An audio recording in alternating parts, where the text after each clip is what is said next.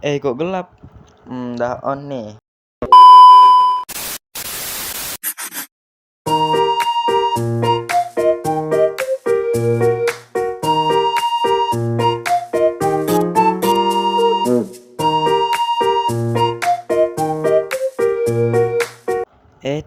Tunggu dulu. Presentasi saya di sini bukan untuk berekspektasi, karena tingginya ekspektasi membuat sakit hati. Maka dari itu, perkenalkan saya Fadli Firmansyah, sekaligus saya mengedit dan pengisi suara di video kali ini. Baiklah, yang pertama, tujuan pembelajaran. Di akhir kelas 9, peserta didik memahami perubahan sosial yang sedang terjadi di era kontemporer. Ia menganalisis perkembangan ekonomi di era digital. Ia memahami tantangan pembangunan dan potensi Indonesia menjadi negara maju. Ia memahami peran diri sebagai bagian dari masyarakat dunia di tengah isu-isu global yang sedang terjadi dan ikut memberikan kontribusi yang positif terhadapnya. Peserta didik melakukan penelitian sederhana untuk menemukan jawaban dari masalah-masalah sosial dan kaitannya dengan ekonomi serta lingkungan. Ia menyimpulkan hasil temuan penelitian. Ia mempresentasikan dan mendiskusikan hasil temuannya. Peserta didik membuat karya atau melakukan aksi sosial yang relevan di lingkungan sekitar dalam perspektif global. Ia melakukan refleksi dari setiap proses yang sudah dilakukan. Lanjut yang kedua, keberagaman lingkungan alam dan masyarakat dunia. Luas bumi yang kita tinggali kurang lebih sebesar 510,1 juta kilometer kuadrat dengan jumlah manusia per Oktober 2020 sebanyak 7,8 miliar jiwa. Dari keseluruhan permukaan bumi, hanya 1/8 yang bisa dihuni oleh manusia, sedangkan 3/4-nya diselimuti oleh lautan. Sementara selebihnya merupakan wilayah gurun, 14%, pegunungan tinggi 27%, dan wilayah lainnya yang tidak layak dihuni. 1/8 bagian bumi yang bisa dihuni oleh manusia tersebut kemudian secara umum dibagi ke dalam 5 benua yang menjadi tempat tinggal utama manusia, yakni benua Asia, Afrika, Eropa, Amerika. Bisa juga dibagi menjadi Amerika Utara dan Amerika Selatan. Dan Australia disebut juga Oceania yang mencakup wilayah kepulauan di timur Australia. Di samping itu, terdapat juga satu benua yang jarang ditinggali karena kondisi iklimnya yang sangat dingin, yakni benua Antartika. Sementara secara administratif, saat ini bumi dihuni oleh 193 negara berdasarkan keanggotaan PBB tahun 2020. Negara dengan luas wilayah terbesar dimiliki oleh Rusia sebanyak 17,98.242 km kuadrat dengan jumlah populasi 145.934.462 jiwa 2020. Indonesia sendiri memiliki luas wilayah yang lebih kecil dari Rusia, tetapi memiliki jumlah populasi yang jauh lebih besar. Mengapa bisa seperti itu? Secara keseluruhan, jumlah populasi dunia akan terus bertambah hingga diperkirakan akan mencapai 9,2 miliar jiwa pada tahun 2050. Pertumbuhan penduduk ini diperkirakan paling banyak terjadi di negara berkembang dengan sebagian besar penduduk berada di Asia dan terkonsentrasi di wilayah perkotaan. Buset, udah pegel banget nih mulut coy. Oke, kita lanjut. Bagaimana kondisi lingkungan alam di dunia? Yang pertama, Asia. Benua Asia adalah benua terluas di dunia yang terdiri dari banyak negara. Luasnya adalah sekitar 44.579.000 km kuadrat yang mencakup 8,7% dari total luas permukaan bumi atau 30% dari total luas daratannya. Berdasarkan karakteristik geografisnya, benua Asia dibagi menjadi beberapa wilayah, yaitu Asia Utara, Siberia, Asia Tengah, Asia Barat Daya, Asia Timur, Asia Selaya, dan Asia Tenggara. Selain pendaratan yang sangat luas, benua Asia juga merupakan benua terpadat di dunia dengan populasi penduduk sekitar 4.641 miliar kurang lebih 60% dari total populasi dunia. Benua Asia memiliki beberapa jenis iklim yang berbeda-beda berdasarkan wilayahnya. Bahkan semua zona iklim yang ada di dunia dimiliki oleh benua Asia. Di antaranya adalah iklim tropis, iklim subtropis, iklim sedang, iklim dingin, iklim darat, iklim mediteran, iklim kutub, dan iklim pegunungan. Dengan kondisi keragaman iklim tersebut, benua Asia memiliki keanekaragaman flora dan fauna yang sangat kaya. Roar. Lanjut yang kedua, benua Afrika. Benua Afrika adalah benua dengan luas wilayah dan jumlah populasi terbesar kedua setelah Asia. Dengan luas wilayah sebanyak 30.224.050 km², termasuk pulau-pulau di sekitarnya. Benua Afrika meliputi 20% dari seluruh total daratan bumi. Di samping itu, dengan jumlah populasi 1.340 miliar orang 2020. Benua ini menyumbang sekitar 17% dari populasi manusia di dunia. Secara geografis, benua Afrika dikelilingi oleh Laut Mediterania di utara, Tanah Genting Suez, dan Laut Merah di timur laut. Samudra India di tenggara dan Samudra Atlantik di sebelah barat. Sementara secara astronomis, Afrika terletak pada 17 derajat bujur barat sampai 52 derajat bujur timur dan 35 derajat lintang utara sampai 34 derajat lintang selatan. Benua Afrika dilewati oleh garis khatulistiwa sehingga sebagian wilayahnya beriklim tropis kecuali bagian paling utara dan paling selatan. Di kedua wilayah tersebut, iklim mulai memasuki zona subtropis.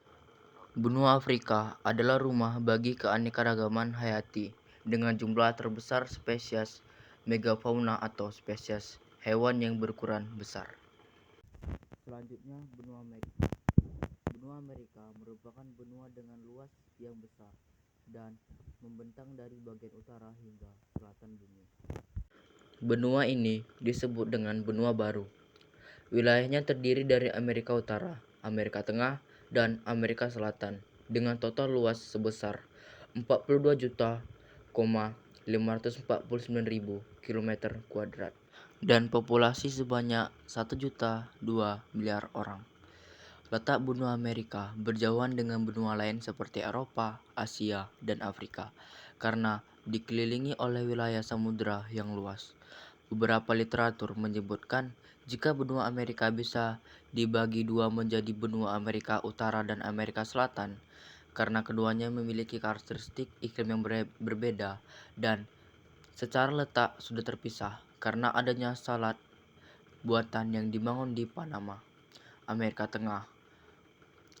Letak geografis benua Amerika dikelilingi oleh perairan laut dan samudera, yaitu Samudra Pasifik Barat, Samudra Atlantik Timur, Samudra Arktik Utara, dan Samudra Antartik Selatan. Sementara secara astronomis, benua Amerika terletak di 10 derajat bujur barat sampai 170 derajat bujur barat dan 83 derajat lintang utara sampai 50 derajat lintang selatan. Benua Amerika memiliki iklim kutub di daerah paling utara, iklim subtropis di daerah utara, hingga sebagian daerah selatan, iklim tropis di sebagian besar daerah selatan, dan iklim gurun di kawasan-kawasan yang berada di balik pegunungan besar. Berikutnya yang ketiga, benua Eropa. Benua Eropa secara geografis adalah sebuah semenanjung atau anak benua Asia. Pemisahannya sebagai benua tersendiri lebih dikarenakan oleh perbedaan budaya. Jika ditinjau secara geografis, pemisah dengan benua Asia di timur adalah pegunungan Ural dan Laut Kaspia. Sementara batas utara adalah Samudra Arktik, batas barat Samudra Atlantik, dan batas laya Laut Tengah Mediterania yang bersebelahan dengan benua Afrika. Namun, jika ditinjau secara geopolitik, wilayah Eropa di timur mencakup sebagian daratan benua Asia yang merupakan wilayah dari negara Rusia, sementara wilayah di utara mencakup daerah Greenland, bersebelahan dengan Amerika Utara, yang merupakan wilayah dari negara Denmark. Jika dilihat dari letaknya, seluruh wilayah di Eropa terletak di atas garis khatulistiwa sehingga memiliki variasi iklim subtropis, yaitu sedang dan dingin. Jenis-jenis iklim berdasarkan kategorisasi yang lain juga terdapat di benua ini, yakni iklim kutub, Mediterania, kontinental, dan laut. Benua Eropa adalah benua terkecil kedua setelah Australia dengan luas 10.180.000 kilometer kuadrat dan total penduduk sebanyak 747,6 juta jiwa pada tahun 2020 atau sekitar 10% penduduk dunia. Oke, lanjut yang keempat. Australia, Oceania. Letak astronomis benua Australia berada di 11 derajat lintang selatan sampai 40 derajat lintang selatan dan 113 derajat bujur timur sampai 155 derajat bujur timur. Benua ini berbatasan langsung dengan Laut Timur dan Laut Arafuru Indonesia di bagian utara, sementara di bagian barat berbatasan dengan Samudra Hindia, timur dengan Samudra Pasifik, dan bagian selatan dengan Samudra Antartika. Benua Australia memiliki beragam iklim. Australia bagian utara beriklim tropis, sementara bagian barat daya dan sepanjang pantai selatan beriklim subtropis. Pantai timur Australia beriklim laut sehingga curah hujan di daerah ini cukup tinggi sepanjang tahun. Sementara di bagian barat, Australia yang dipenuhi dengan gurun beriklim kering dan bisa sangat panas di siang hari serta sangat dingin di malam hari. Negara Australia bersama seluruh negara kepulauan di sisi timur, utara, dan timur lautnya termasuk ke dalam wilayah Oseania. Dalam hal ini terdapat fakta menarik mengenai Pulau Papua. Meski sebagian wilayahnya termasuk dalam wilayah Indonesia, tetapi secara geografis Pulau Papua juga termasuk dalam wilayah Oseania karena berasal dari paparan atau lempeng bumi yang sama. Total luas area seluruh negara Oseania sekitar 8.536.716 km kuadrat dengan jumlah populasi 42.677.813. Oke, lanjut di sini kita masuk ke jumlah populasi di dunia 2020 di semua benua nih ya. Oke cuy, di sini gua kalau ngomong agak belibet ya, jadi kalian baca aja sendiri.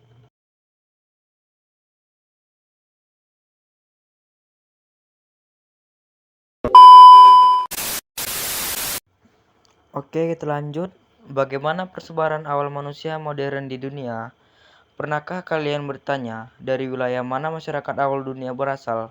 Menurut temuan arkeologis, para ahli menyepakati jika kemunculan awal manusia modern berasal dari daratan Afrika. Istilah manusia modern, Homo sapiens, dalam hal ini digunakan untuk membedakannya dengan manusia purba. Setelah berevolusi dan menyebar di Afrika, para manusia modern mulai melakukan migrasi atau berpindah tempat ke seluruh dunia melalui jalur utara menuju Eropa, Asia, Australia, bahkan Amerika. Hal ini tersebut tergambar dalam peta jalur migrasi berikut. Persebaran manusia pada masa awal ini diakibatkan karena berbagai faktor, di antaranya karena perubahan iklim dan keterbatasan sumber daya alam untuk mendukung kehidupan sehari-hari. Kedua hal tersebut mendorong manusia untuk terus bergerak selama puluhan bahkan ratusan ribu tahun demi mencari tempat yang lebih aman dan nyaman ditinggali, serta lebih banyak menyediakan sumber makanan. Migrasi terus berjalan selama kesempatan untuk bergerak ke tempat baru mungkin untuk dilakukan.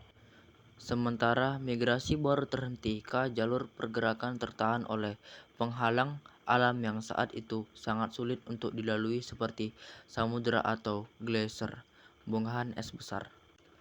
Persebaran manusia yang berasal dari satu nenek moyang yang sama kemudian mengalami perkembangan yang berbeda seiring dengan kondisi tantangan alam yang berbeda di setiap wilayah yang mereka tinggali. Setelah berjalan dalam rentang waktu yang sangat panjang, hasil interaksi manusia dengan kondisi alam yang berbeda kemudian melahirkan bentuk fisik dan kebudayaan yang beragam. Oke, lanjut. Bagaimana bentuk keragaman masyarakat dunia? Secara garis besar, kita dapat melihat keberagaman masyarakat dunia dari tiga hal, yakni etnik, bahasa, dan agama.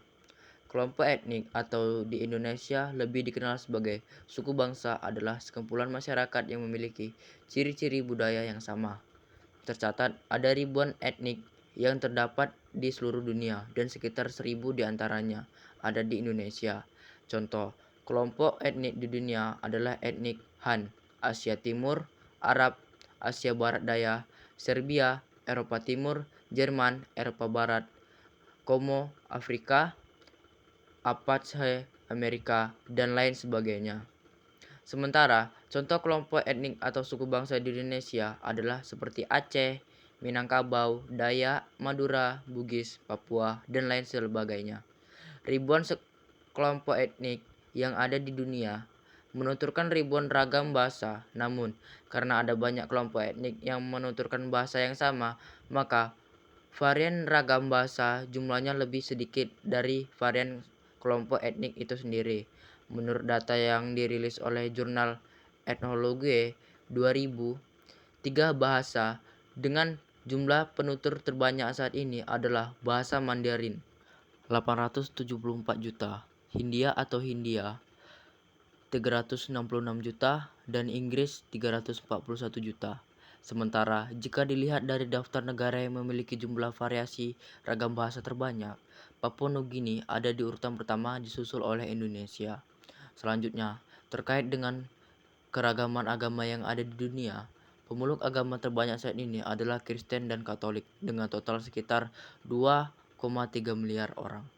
Diikuti Islam 1,8 miliar, Hindu 1,1 miliar, dan Buddha 0,5 miliar. Kelima agama tersebut ditambah dengan Konghucu merupakan agama resmi yang ada di Indonesia. Setiap titik peradaban kemudian memiliki karakteristik yang berbeda karena perbedaan kondisi geografis dan pengalaman dalam hidup bermasyarakat.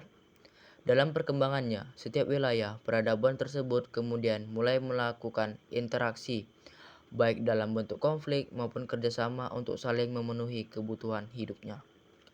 Catatan interaksi awal antar peradaban ini ditemukan di dalam peninggalan artefak di daerah lembah Sungai Indus dalam bentuk stempel perdagangan yang menunjukkan bahwa pada saat itu mereka telah melakukan hubungan perdagangan dengan bangsa Mesopotamia. Selanjutnya, perkembangan kerjasama dunia. Bagaimana awal mula terjadinya interaksi dan kerjasama antar wilayah di dunia?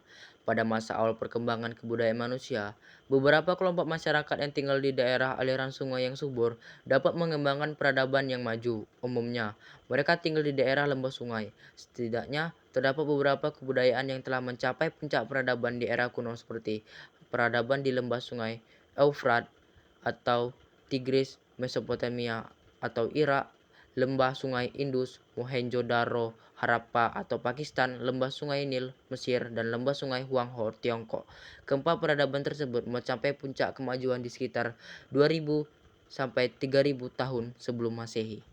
Bagaimana bentuk-bentuk kerjasama internasional? 1. Kerjasama bilateral. 2. Kerjasama regional. 3. Kerjasama multilateral. Apa itu kerjasama internasional? Kerjasama internasional adalah hubungan baik antara dua negara atau lebih yang memiliki kesepakatan tertentu untuk saling memenuhi kebutuhannya. Pada umumnya, negara-negara yang menjalin kerjasama merumuskan suatu perjanjian yang dilakukan dalam sebuah perundingan agar dapat memenuhi kepentingan semua pihak. Terjadinya kerjasama internasional biasanya didorong oleh adanya keterbatasan kemampuan dari suatu negara untuk menghasilkan produk yang bisa memenuhi kebutuhan rakyatnya. Adanya perhatian terhadap situasi tertentu yang dapat mengancam keamanan bersama, atau adanya persamaan kepentingan terkait dengan bidang tertentu. Inilah dia profil beberapa lembaga kerjasama internasional. Selanjutnya, tujuan pembangunan berkelanjutan Sustainable Development Goals. Tujuan pembangunan berkelanjutan berisi 17 poin yang merangkum isu-isu dunia dari mulai isu sosial hingga isu lingkungan. Ke-17 poin tersebut kemudian diturunkan ke dalam banyak indikator untuk diintegrasikan dengan proses pembangunan di setiap negara. Harapannya, di tahun 2030 nanti, seluruh poin dalam tujuan pembangunan berkelanjutan dapat tercapai sehingga terjadi perubahan yang signifikan di seluruh dunia. Untuk dapat menyukseskan program ini, PBB berharap bukan hanya pemerintah saja yang harus berperan aktif, namun seluruh pihak seperti lembaga swasta, organisasi masyarakat, akademis, pelajar, dan seluruh lapisan masyarakat dunia lainnya. Apa saja sih tujuan pembangunan berkelanjutan? 1. Tanpa kemiskinan. 2. Tanpa kelaparan. 3. Kehidupan sehat dan sejahtera. 4. Pendidikan berkualitas. 5. Kesetaraan gender. 6. Air bersih dan sanitiasa layak. 7. Energi bersih dan terjangkau. 8. Pekerjaan layak dan pertumbuhan ekonomi. 9. Industri, inovasi, dan infrastruktur. 10. Berkurangannya kesenjangan. 11. Kota dan permukaan yang berkelanjutan. 12. Konsumsi dan produksi yang bertanggung jawab. 13. Penanganan perubahan iklim. 14. Ekosistem lautan. 15. Ekosistem daratan. 16. Perdamaian, keadilan, dan kelembagaan yang tangguh. 17. Kemitraan untuk mencapai tujuan. Lah, kok gelap lagi? Oh, lebih baik kita selesaikan presentasinya, karena kalau memulai hubungan yang baru dengan dia lagi, itu tidak mungkin. Gua Fadlik, jika ada salah kata, mohon maaf dan mohon dimaklumi, karena gua kalau ngomong suka belibet. Bapak udah dapat calon ya? Oke lah, doa terbaik buat Bapak, semoga lancar-lancar aja semuanya, amin. Jangan lupa ya Pak, undang-undang kalau udah nikah. Assalamualaikum warahmatullahi wabarakatuh.